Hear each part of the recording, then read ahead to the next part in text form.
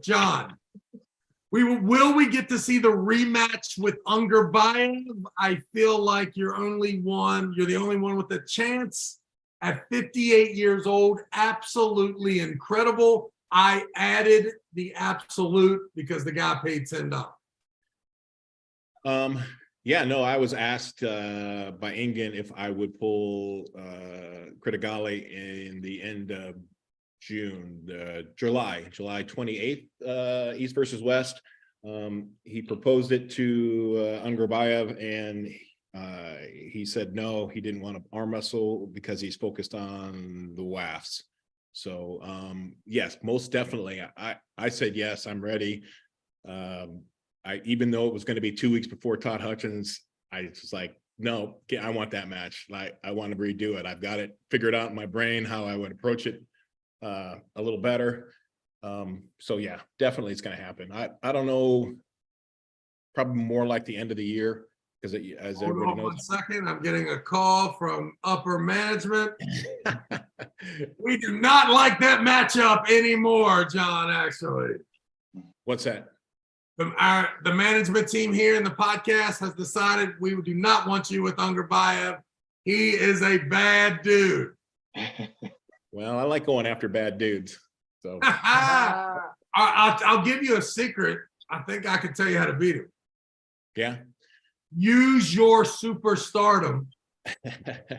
Yeah, I need to stay.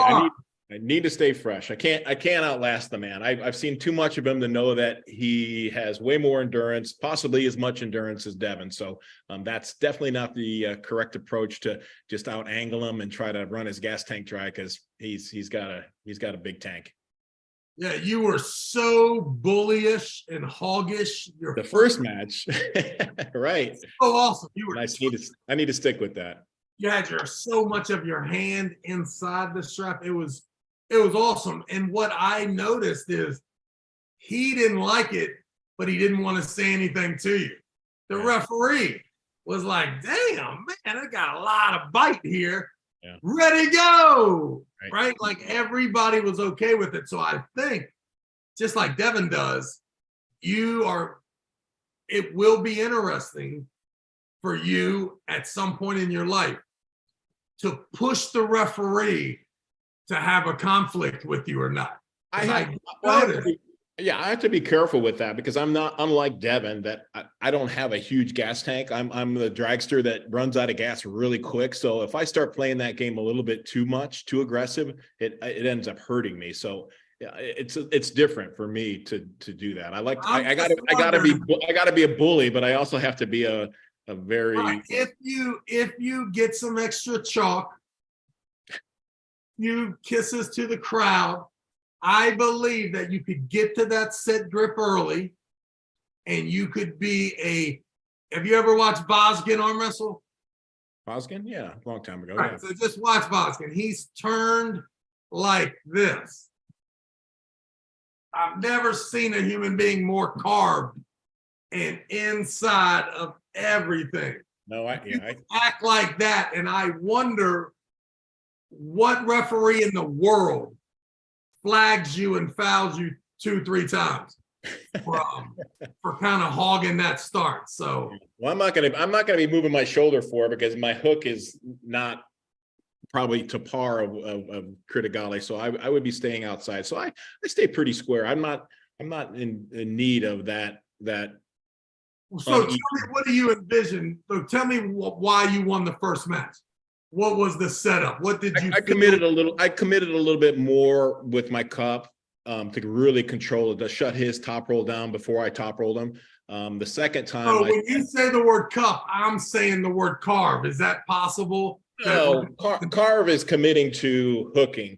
Cupping is just shutting down their top. What do you call completely raping and cheating before go? That's what I saw you do. Wow, and it was awesome. It was awesome. Yeah, well, I would try to do it 3 matches then, I guess. Yeah, whatever that was, I'm calling it cupping. You're calling it cupping. I'm saying. Yeah, no, I wasn't coming across with a shoulder. I wasn't trying to hook the man. I just was committed a little bit more finger pressure, cup pressure before I got the top roll. The second match I set up shut up for a second. The second match I set up more like you do and posting top roll and just trying to get my hand outside, which did not work out well with him. He was able to. Because it forced you squared so much the second and third match.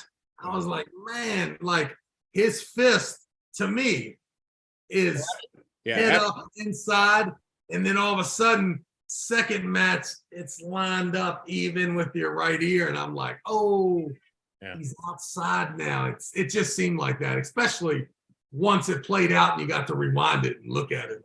Yeah, no, second match. I mean, I've got all my thoughts on the second match. The second match, after the second match, the series was over. I wasn't coming back from that. I mean, I know I had screwed up, and you know, I wish I could take it back, but you can't after just 2 minutes of wrestling. Right. So did you on purpose? I mean, did you think it was over after the first round?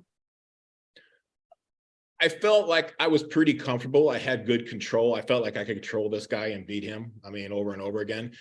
And I mean, this is just my thoughts. Do I go in there trying to ease off a little bit in the second round, thinking I can still pull this off with a little bit different finesse? Then I got myself in trouble, and that was the end of it. I mean, I think that's one of the funniest things about the super match format is people believing that every arm wrestler, even up 1-2-0, has a couple ways to beat him, when a lot of times there's one way out of this thing, right? And it's usually a fucking Hail Mary dart, you know, like direct play, and there's really nothing else to do.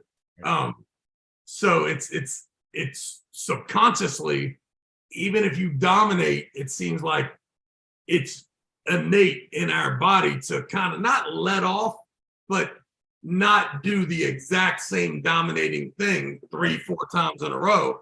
But for a guy like me, there is no other route. And then a lot of times watching Ongorbaev, you would imagine, hey, take care of this guy overwhelmingly 3-0. Right. Don't let him gain the momentum of cracking that hand back and working, because it may continue to happen as the rounds go.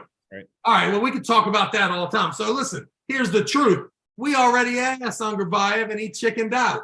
So as soon as he gets his shit right, John is back to being the champ of that class. All right, no problem. All right, let's move